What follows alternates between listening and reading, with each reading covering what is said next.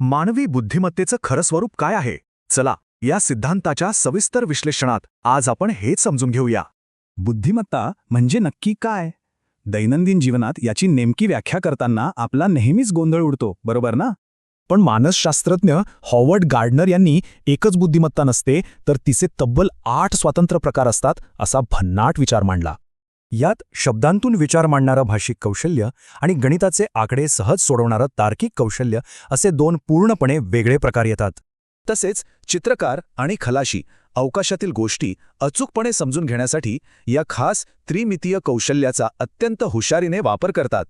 Dancers किंवा शल्यविशारद बघा, त्यांच्या अचूक शारीरिक हालचालींसाठी ते पूर्णपणे आंगिक गतिसंवेदन कौशल्यांवरच अवलंबून असतात. गार्डनर यांनी संगीतालाही विसरले नाही बरं का. स्वर आणि लयीची जाण असणं ही सध्या एक अत्यंत महत्त्वाची बुद्धिमत्ता आहे. तसंच इतरांना समजून घेणारं आंतरवैयक्तिक कौशल्य आणि स्वतःला अचूक ओळखणारं स्वविषयक कौशल्य या दोन्ही बुद्धिमत्ता एकदम वेगळ्या आहेत. आणि नैसर्गिकता कौशल्य हे असं वेगळं सामर्थ्य आहे ज्याने कृषीतज्ञ निसर्गाचे गुंतागुंतीचे आकृतिबंध अगदी सहज समजून घेतात. यात सर्वात महत्त्वाची गोष्ट म्हणजे बुद्धिमत्तेचे हे 8ही प्रकार आपल्या मेंदूत पूर्णपणे स्वतंत्र कौशल्य म्हणूनच काम करतात. आश्चर्याची गोष्ट म्हणजे मेंदूला दुखापत झाल्यास फक्त एकाच बुद्धिमत्तेची हानी होऊ शकते, बाकी सगळी कौशल्ये अगदी सुरक्षित राहतात.